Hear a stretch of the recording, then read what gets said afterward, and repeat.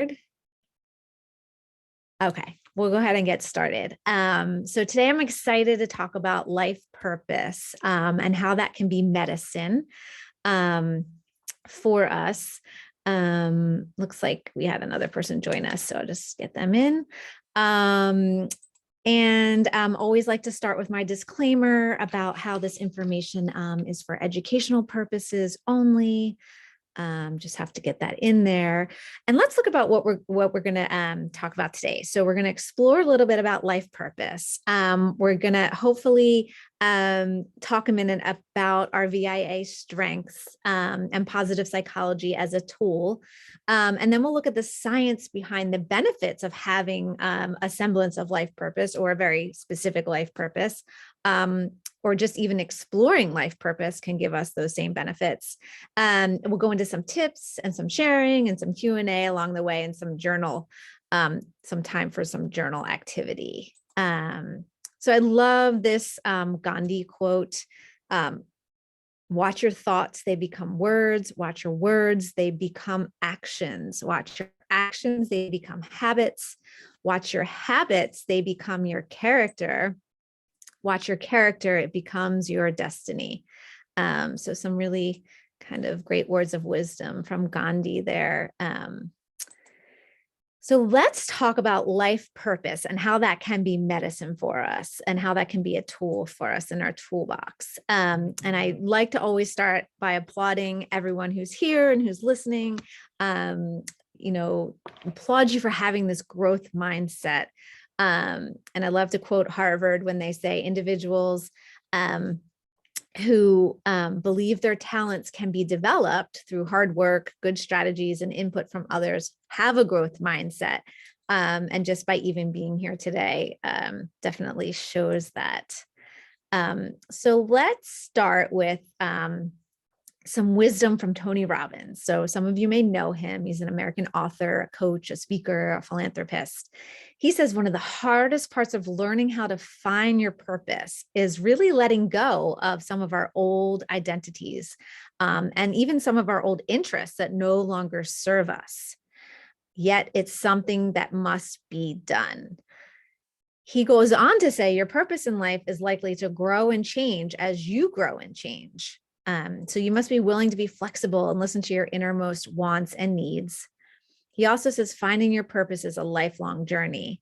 And I like to think of it as different seasons, right? So in this season, and not in the literal sense, obviously, but in this season of your life, you can have a life purpose, and then that can change and that can evolve and that can grow into something different in a different season of your life.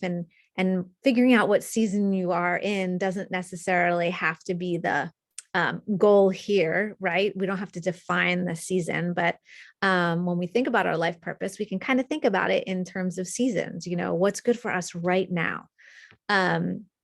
Being flexible lets you grow in integrity by being true to yourself, he goes on to say. And when you develop your core values and stop seeking external affirmation, you'll find that the question, what is my life purpose or what is my purpose in life, is much easier to answer. So some of the key takeaways really is kind of from Tony Robbins is letting go, right, of those things that don't serve us. Grow and change is that growth mindset. The idea that it's a lifelong journey. So don't put that big pressure on yourself to figure out what your life purpose is. If you're exploring it, you have the chance to, reap some of the same benefits, and then refraining from that external affirmation when you can. And of course, life purpose, let's define it because it means very different things to different people. And there's a study that suggests that there are 4 different types of purpose. One is pro-social, and that's defined as the propensity to help others and influence societal structure. There's a creative life purpose, and that's defined as artistic goals and a propensity for originality. There's a financial life purpose, defined as goals of your financial well-being and administrative success. And then personal recognition. So that's your desire for recognition and respect from colleagues. So that can also kind of be tied into life purpose. And so we vary, right, how much we pursue each of these types of purposes, depending on our personality and kind of our interests. But the research study here says if your goal is to increase happiness and well-being, then focusing your efforts on the pro-social type of purpose, that's the one that helps others and influences societal structure, is the best strategy, right? So if your goal is to increase happiness and well-being, that pro-social piece of your personality will help you get there. And specifically, the research says get involved in projects that help others in some way and try to give back in ways that matter to you. So finding that that way, I guess, is what each of us can try to do. Whoops, I think we went the wrong way. So can purpose help us in times of crisis or great struggle? So very timely kind of question right now as we think about what's going on globally. And I can't help but not think about women in Ukraine and Ukrainian women and even women in Russia. What's happening to their life purpose right now? And here's an example from Viktor Frankl. So he was, as some of you might know, he's a Jewish physician who became the concentration camp doctor in 3 concentration camps as a prisoner. He lost his whole family. And going through these camps, he also was an incredible observer.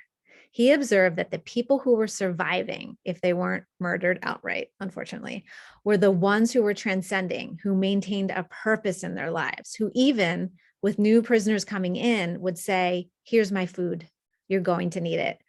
And those people very often ended up surviving and growing after these camp experiences. They explain, this explains what we might call this post-traumatic growth, which I think is a really interesting term. And really hopeful term. So current cross-cultural research shows that purpose is strong in the underserved. We see purpose very strong in different ethnicities. African Americans and Hispanics in the US have a stronger purpose than whites, for example. And I think Viktor Frankl's example here is that purpose can give you hope, right? And so in that, hope can be your medicine. So I just want to bring up this one example because it is kind of timely in many ways. And of course, we can have times of crisis or great struggle in different parts of our life as well. And so research shows that finding this sense of purpose can add up to 7 years of life expectancy. And then it can also impact gene expression, which I think is really fascinating. So in 2013, Barbara Friedrichsen and her colleagues made headlines with an experiment now that has been repeated at least twice and showed that people with a low level of life purpose had 3 impaired gene pathways in their immune systems. Whereas people with a high level of life purpose had a healthy gene expression of these 3 gene pathways. So just, some science there, I think is always kind of good to interject along the way, and kind of fascinating. So enter in positive psychology. And what is positive psychology? So it's a branch of psychology focused on the character strengths and behaviors that allow individuals to build a life of meaning and purpose, to move beyond just surviving to actually flourishing. Theorists and researchers in the field have sought to identify the elements of a good life. They've also proposed and tested practices for improving life satisfaction and well-being. And people always ask, so what's the difference between positive psychology and the rest of psychology? And so the answer is, while there's plenty of overlap, positive psychology has been described as different from other areas of psychology because of its primary interest in identifying and building mental assets, as opposed to addressing weaknesses and problems. So instead of saying, what's wrong with you, positive psychology and positive psychologists will say, what's right with you? Let's look at what's right with you and what's working for you and with you. And not to say that, the other things don't matter, the things that are wrong, but the focus will always be on what's right. And let's look at your strengths and how you can use those to get through this. And although the focus of positive psychology is on happiness and fulfillment, it's important to understand that this does not mean people are advised to push away negative emotions altogether. So just some recognition there.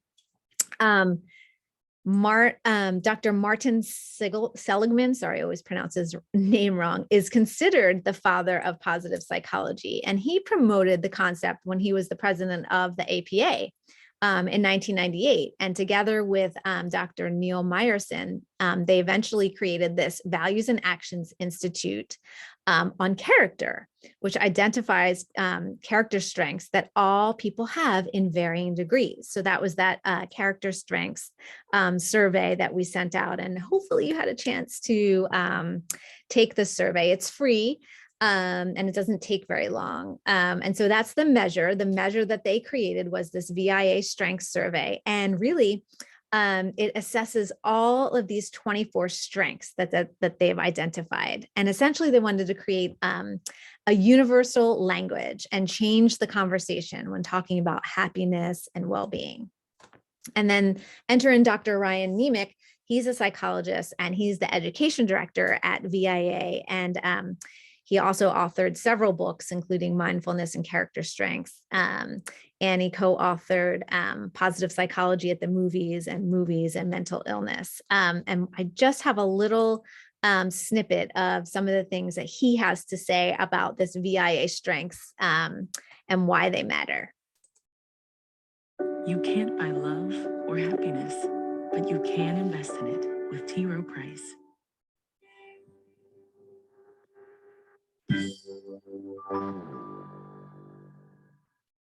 What matters most to you? After you sift away all the distractions, all the possessions, all the things, what matters most to you in this one life that you have? When I've asked this question to thousands of people around the world, people tend to say things like, well, I'd like to be happier, or I'd like to live a healthy life. I'd like to get a good job, graduate. I'd like to do meaningful work. My wife and I would say that we want our kids to be happy and to make a meaningful contribution to society. Other people talk about finding inner peace and finding solutions to social problems and making the environment better. So now let me ask you this. How can you reach any of those positive outcomes without using your character strengths? And the answer is you can't. In order to achieve anything in life, to reach goals, you need to tap into your self-regulation and your perseverance strengths. In order to live healthily, you need to tap into strengths like prudence and hope. To create any kind of good, meaningful relationship, an intimate relationship, we of course need to be using strengths like kindness and love and forgiveness and social intelligence. Now, how do I know this? Because in the mid-2000s, something groundbreaking took place in the social sciences. A common language of human strengths was uncovered. This was a 3-year project, a collaboration of 55 scientists who wanted to answer the question of what's best about us? What's best about human beings? What constitutes a life of flourishing, a good life, a meaningful life?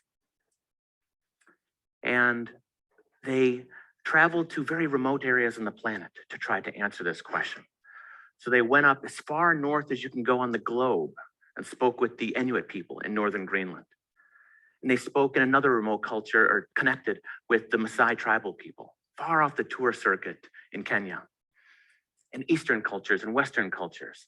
And what they found is incredible parallel across these cultures, across what is being said in all of the world religions and the ancient philosophers dating back to Aristotle.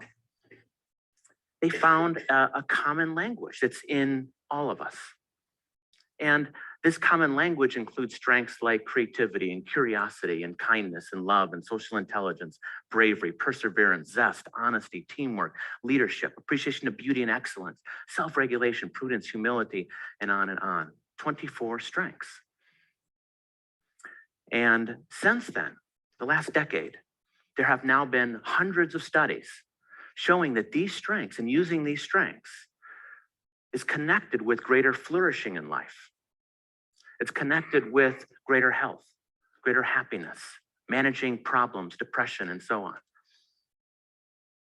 And I remember before this common language came about, I was working one-on-one with people with severe depression, with people with chronic anxiety, major stress conditions.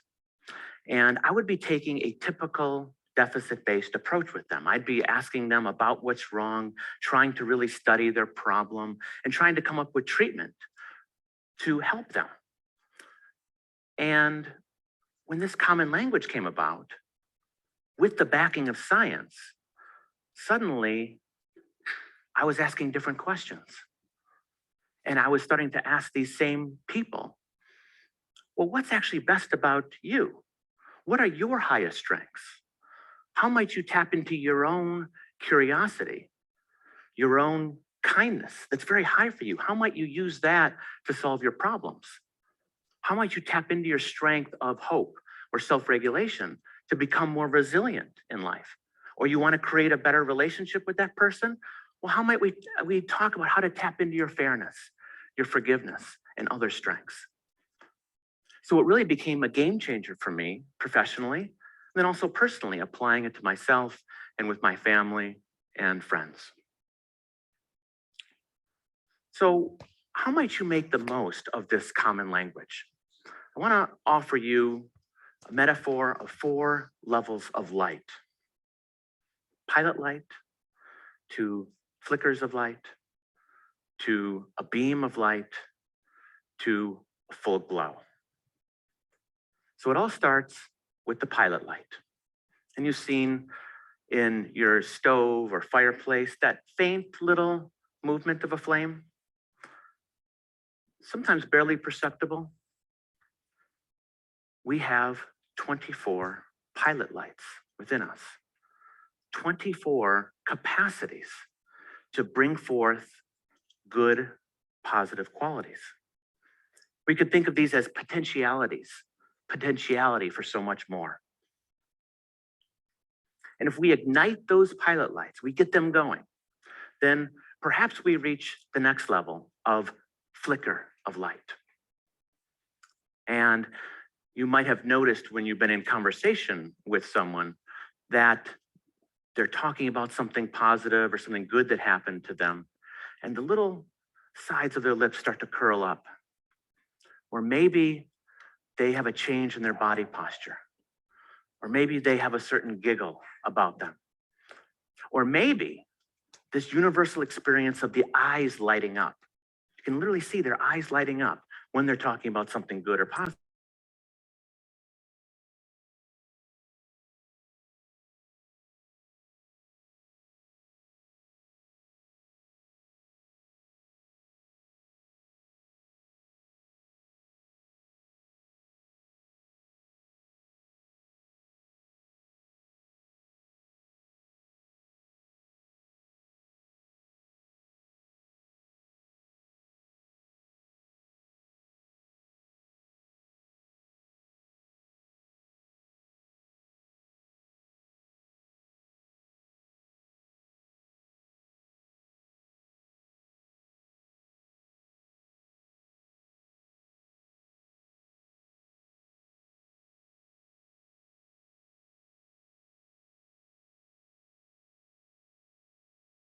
Comments, knowing he or she would get a rise out of you.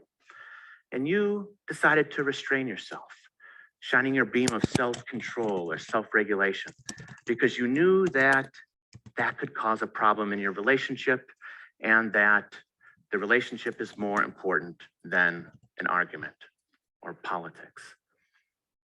Probably in that moment, you were maybe expressing some internal forgiveness as well for that person.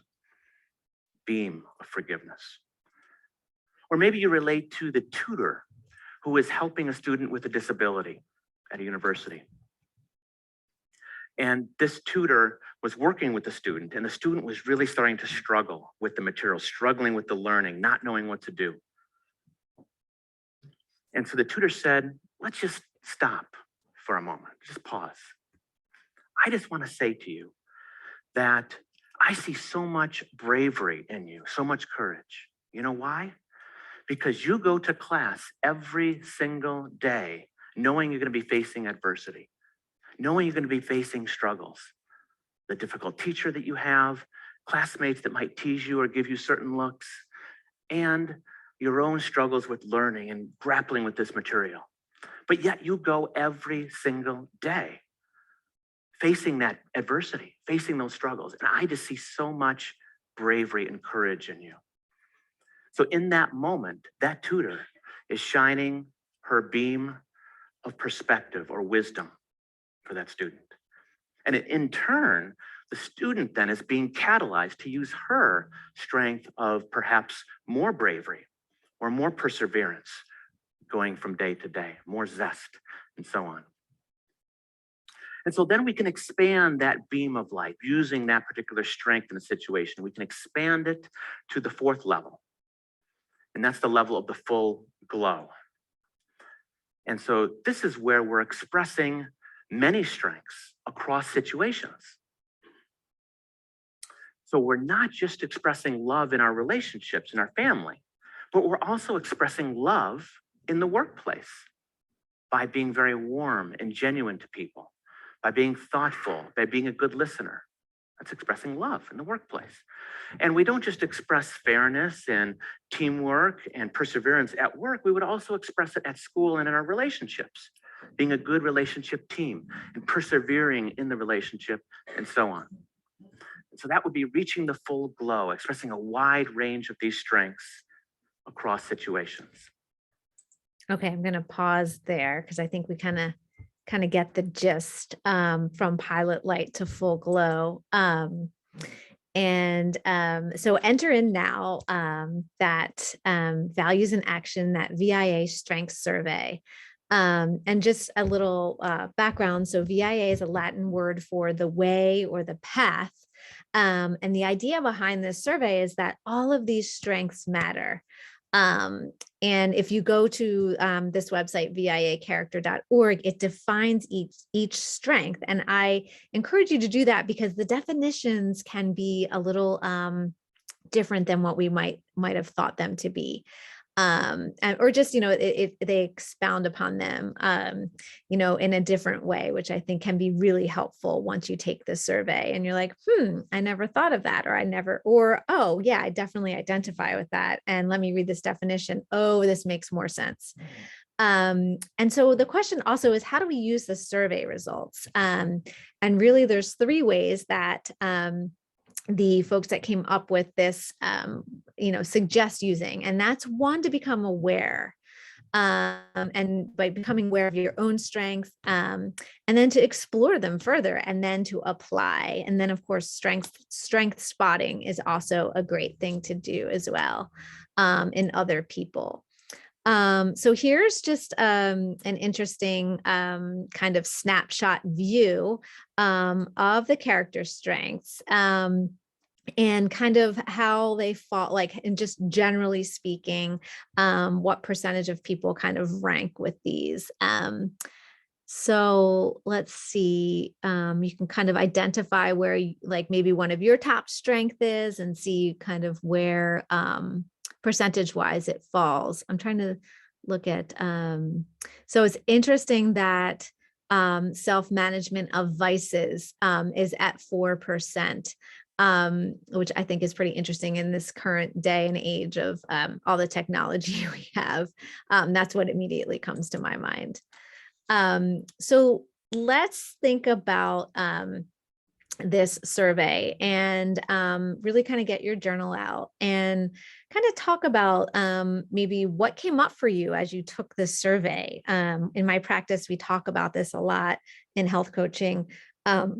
Did anything surprise you about your results? And again, just a snapshot in time. This isn't you forever, right? This is you today or when you took the survey.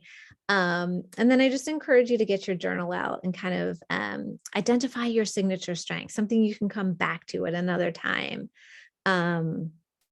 And just a little fun fact that research says our signature strengths, so those are like the top 3 to 5, help us make progress on our goals, allow us to express our true passion, and meet our basic need for autonomy, relationship building, and competence. So I guess since there's just a couple of us here, if anything comes to mind, did anything surprise you when you took the survey? Or how did you feel, or what came up for you? And then go ahead and write your signature strengths down. We'll take a minute or two.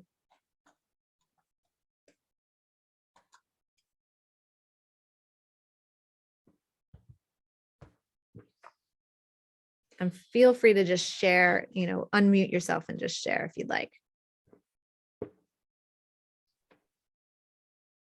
Jennifer, I've done this a few times, and it's interesting to me that my my signature strengths have stayed pretty much the same, but they've just reordered a little bit. But because I did this last year, and so each time we have the session, I do it. You do it. It's neat to do, right? Because you can go back and look at it. But my top 3 always stayed the same. Interesting. You're consistent, right? That means you're consistently, authentically you, right? I don't know. So can I ask what's your top strength? Because when you say it and kind of put it out there, sometimes that can be good too. Yeah. My top 3 or 5. Oh, top 3 is good. Yeah. This go around, let me see here. My number 1 was honesty. Number 2 was love, and number 3 was creativity. Nice. And the last time that I did it, number 3, so number 1 was honesty again, and number 2 was creativity, and number 3 was appreciation of beauty and excellence. Ah, interesting. But the other 2 switched out. The other one that was there was hope. So yeah. Gonna move around a little bit. Right. Right. And so we tend to kind of look at them in the order that the survey spits them out to, as like order of importance. Right. And so, but I've also been encouraged to kind of look at them, kind of linear too, like, kind of on a spectrum, and, which ones do we use the most right now? Maybe they are those top 3 to 5.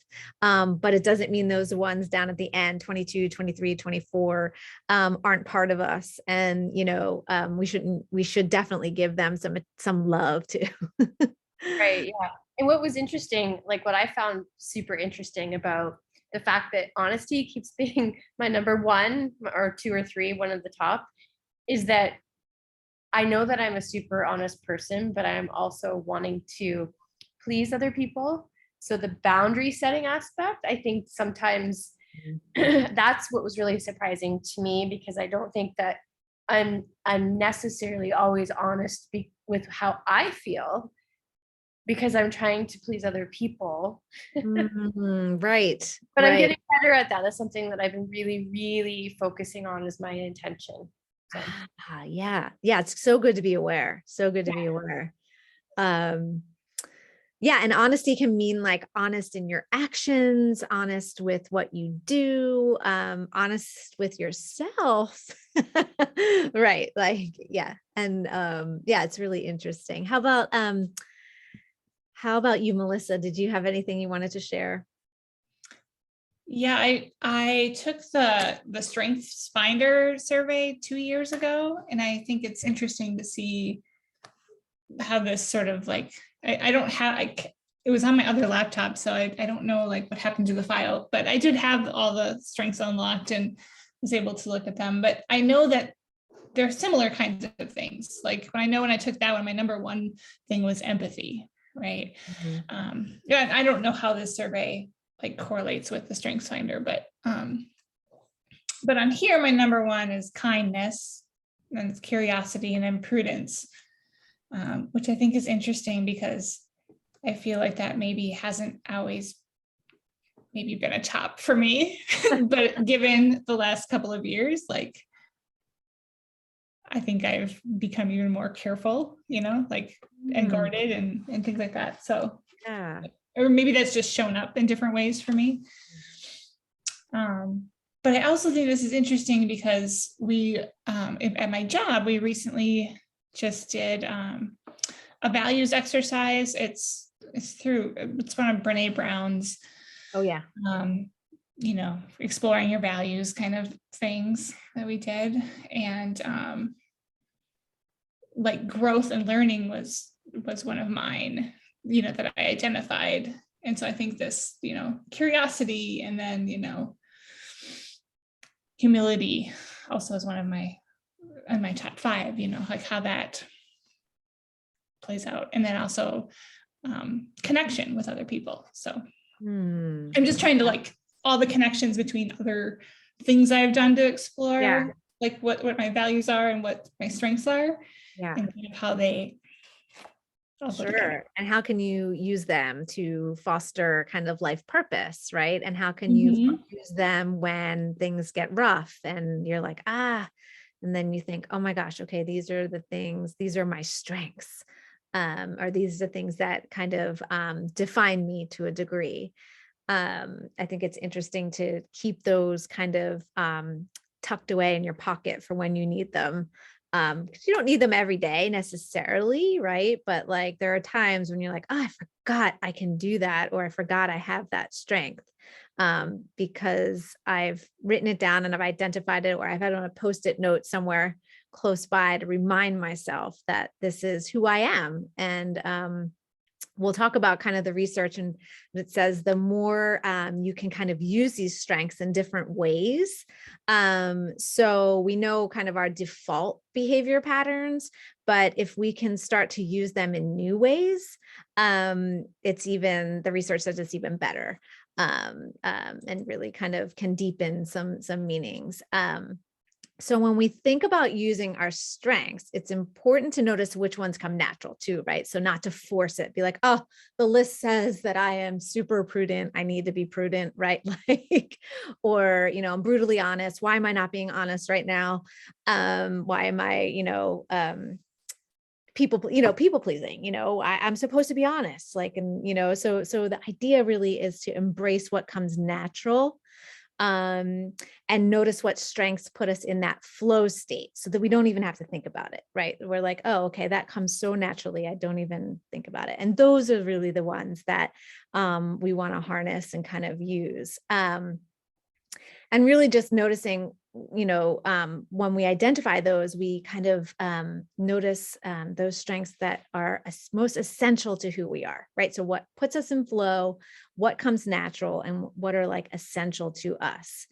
And that kind of puts us in living in alignment with our values, can help identify our life purpose, which doesn't have to be, again, this big grand thing. Our life purpose does not have to be this big, huge, grand thing. It can be simple and it can just evolve. And then also something to consider, I always put this in my practice, we do talk about sometimes our strengths can get out of balance, even the good ones, right? And they're all good, right? But like, for me, I'll give myself as an example. Sometimes my love of learning just kind of like goes off the rails, and I just start researching something and I have too much information, too many books, and I can't focus on one thing because I've just gathered so much information. So I recognize that, I know that. And then the question is, what do I do about that? Then comes the work, right? So it's good to just notice that our strengths, even the good ones, get out of balance too. So ways to use our strengths, we can map them, right? So we can use them interpersonally. So Jillian, with ourselves, right? That can, like, as you mentioned, with others, with our hearts, our connection, our meeting, and then with our mind, our intellect. And And so I guess now would be a good time to take out your journal again and kind of identify one signature strength and think about how you can anchor it and use it in a new way. And maybe we'll just take about a minute to do that.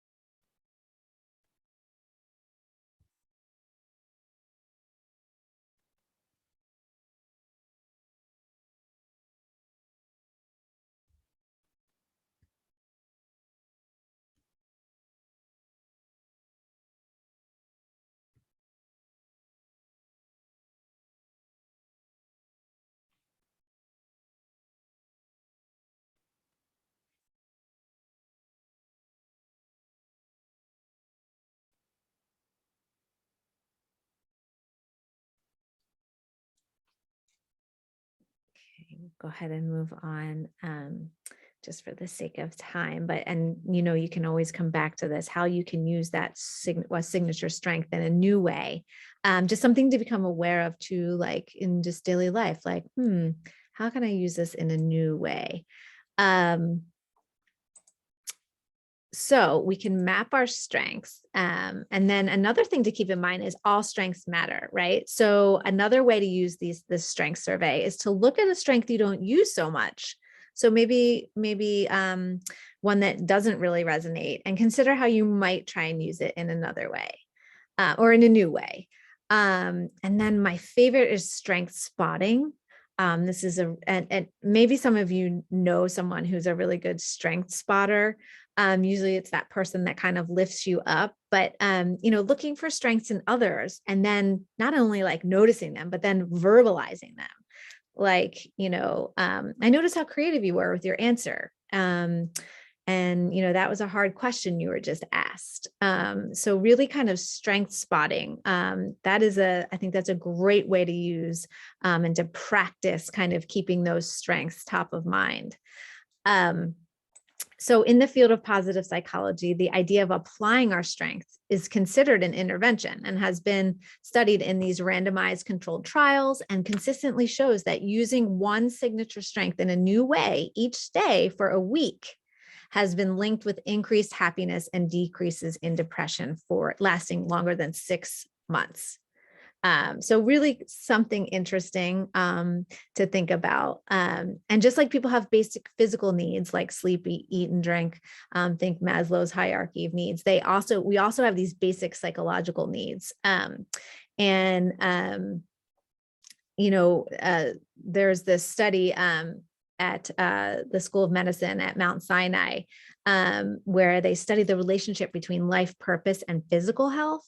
And the need for meaning and purpose is number one. It's the deepest driver of well-being there is, which is really fascinating. And then there's also this growing body of literature on the relationship between life purpose and physical health in this 2016 paper that used data from 10 different studies. So they pulled together 10 different studies to show that a strong life purpose is associated with reduced risk of mortality and cardiovascular events, such as heart attacks and stroke, which is really interesting. And here's another fun fact. So people who use 4 or more signature strengths at work report a more positive work experience, and then go on to even consider their work a calling, right? So imagine that.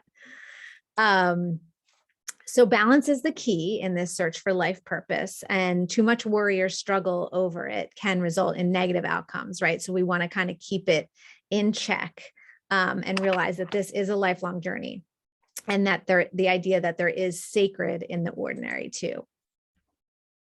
So Sorry, I have a tickle in my throat. Now's another time to take your journal out and think about a time in your life when you had to overcome an obstacle. What strengths did you use? And we'll take about a minute.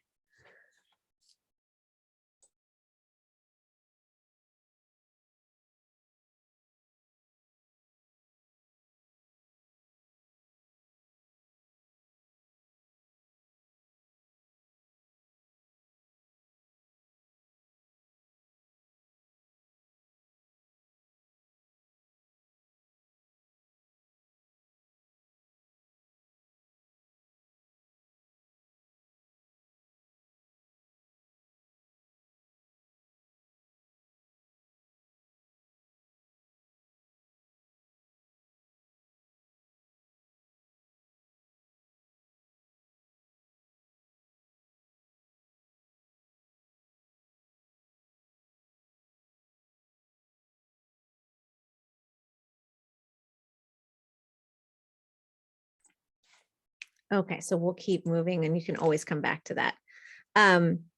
Here are some interesting also other ways to find that life purpose, and really reading has come up as really a great way to find your life purpose. And there's some studies around that of teenagers through England and Wales. And they found that those who read the Bible more tended to have a stronger sense of purpose. But then again, secular reading seems to make a difference as well. Reading poetry and fiction and adds a sense of purpose among adolescents. Because it allows them to live the lives of characters, giving them insight into an entire lifespan without having to fully live most of their own lives. Another way really is to turn hurts into healing. Finding purpose is not just this intellectual pursuit. It's something we need to also feel. That's why it can grow out of suffering. Go back to that Viktor Frankl kind of example. Both our own suffering and other suffering.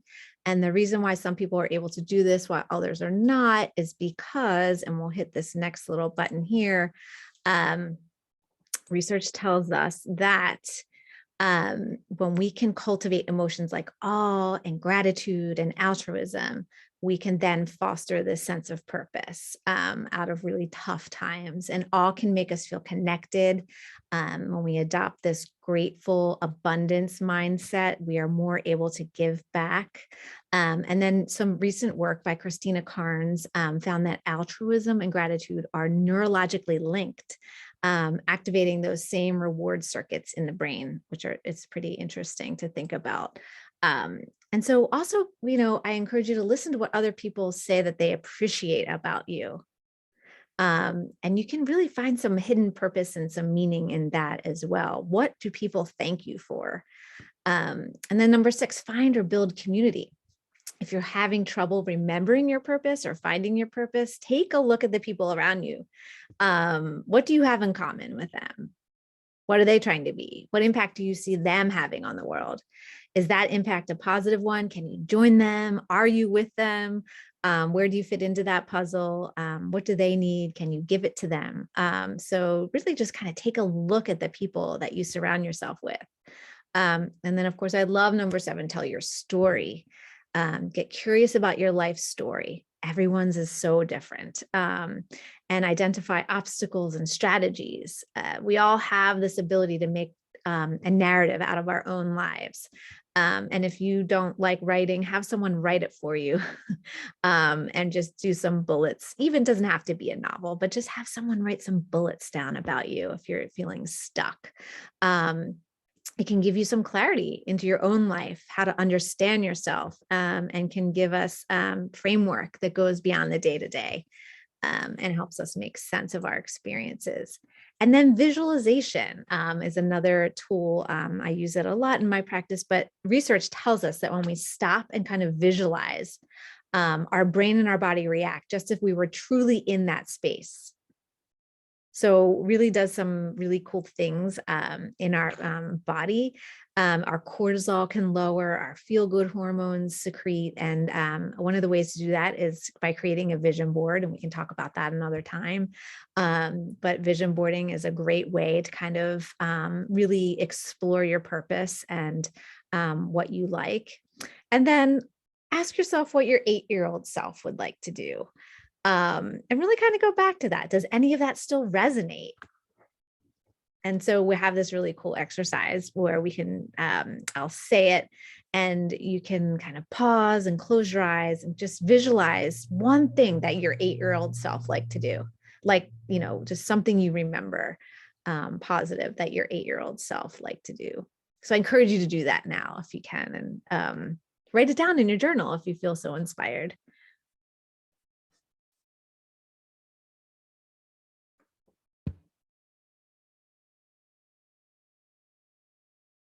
And it doesn't have to be your 8-year-old self. It can be your 9 or your 10-year-old self too. So I'll keep going for the purposes of time. And then, you know, write your own mission statement. Just like a corporation has a mission statement or a vision, you can adopt this thinking. Having a life purpose statement can help you make decisions that are in accordance with your values, help you stay on track, or you can call it a guiding principle or anything you'd like to call it. And so there's some tips for starting to write a life purpose statement, you know, and here are just a few. Start by thinking about who you are and who you want to become, clarify some goals, try to think of community-oriented goals. Those are those pro-social goals rather than some self-focused ones. Identify your greatest strengths and how you can apply these to your goals. Think about the mark you want to make on this world. And you can use this question through the lens of life purpose. When things get quiet, what gets loud for you? So if you use that within the lens of life purpose, some really cool things might come up for you. And then get specific, include your why. Why does this come up for you? Why is this so loud right now when things are quiet? And here are some examples of kind of life purpose statements. And I kind of put them in little subtitles, but social action and community. Here's an example. My life purpose is to stand up for issues that I believe in and to contribute positively to my community. I want to leave this world knowing that I made it a better place. Family and home. Some people just, you know, and you don't have to have one in each of these categories. You can have just one, you know, just one is enough. And I'll leave these up here so you can read them. I'll go ahead and get to the next slide.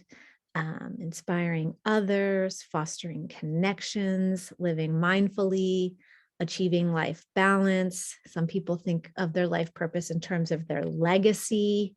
I hope to achieve great things in life. My life purpose is to leave a legacy behind me. I want to have the highest quality of life and live abundantly. So these are just some examples. And so this is one of my favorite concepts in Japanese culture. It's that Ikigai, which means alive or life, and gai. So Iki means alive or life, and gai means benefit or worth. So really, and when you think about Ikigai, this whole concept, and there's blogs, there's podcasts, there's websites, books, everything about Ikigai that you can find. But what it really boils down to, I think is the best way to kind of define it, is what gets you out of bed in the morning, besides the literal things like, you know, children crying or having to go to the bathroom. Really, what gets you out of bed. And it's interesting to note that the word Ikigai is used casually in Japanese culture. Japanese people understand its meaning and its nuances, but don't make it to be this grand concept, right? So this is another kind of lens to look at life purpose. For example, in any social setting, you might say, "What's wrong? You seem a little quiet today." Whereas in the Japanese culture, they might say, "What's wrong? You don't have any Ikigai today?" So really kind of an interesting kind of perspective on this. And really, they believe it's not something that's unachievable, like Buddhist enlightenment. It's something that comes and goes. And it's something that's different for each person and even changes for each individual over the course of their lifetime. So very similar to what we're defining as kind of life purpose. And some people have more than one Ikigai. It can be about finding the meaning in the ordinary. And it's really one of the most common denominators in the centenarians that live in Okinawa, Japan, in that Blue Zone book that I always talk about. So the Japanese culture, they believe in the sum of small joys in everyday life results in a more fulfilling life as a whole. And I love this quote. It is the Japanese spirit to pursue something in a subdued but sustained manner, rather than in a flamboyant fashion, seeking short-lived satisfaction of momentary needs. So that's really kind of the essence of Ikigai. And so really kind of, these are just some constructs to guide a life purpose journey, and really to start changing the conversation. It can be this macro thing where you want to create this statement, and you can use those strength surveys. Really a great free tool to kind of figure out where your strengths lie, not only just for life purpose, but just for getting through life. And then utilizing those strength spotting as just kind of a new kind of thing, a new exercise for you to do to help lift others. Or then you can kind of think about it in the micro, that Ikigai, that daily life purpose, the reason you get out of bed. In any way that you explore your life purpose, always give yourself permission to explore, and not be tied to one thing. So these are some podcasts that I recommend. Ikigai Tribe, why Ikigai is the most honorable and rewarding thing one can do. And then On Being with Krista Tippett, the deepest meanings of intelligence and vocation. And then I love the Hidden Brain podcast, You 2.0, Cultivating Your Purpose. So just some kind of resources to share. And then I want to end with this Velveteen Rabbit.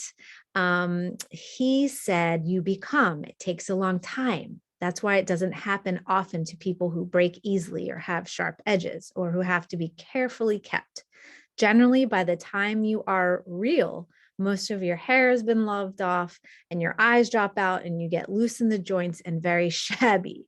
But these things don't matter at all, because once you are real, you can't be ugly except to the people who don't understand. So I thought that was a great kind of wrap up for life purpose. And of course, if you have any questions, always feel free to reach out. And in my practice with life purpose, we kind of delve deeper into individual kind of strengths and kind of where we can use them and where they're out of balance. And so maybe in a future session, we can kind of do that all together. But this is kind of just an overview to get started exploring that life purpose. So thank you very much. Thank you, Jennifer. This has been so wonderful as always. There's so much content in here. I really appreciate it. And I know I'll be rewatching this for sure. All right, you're welcome. And I will see you all in 2 weeks for Connection is Medicine. Thanks, Jennifer. Okay, take care. Bye. Bye-bye. Bye.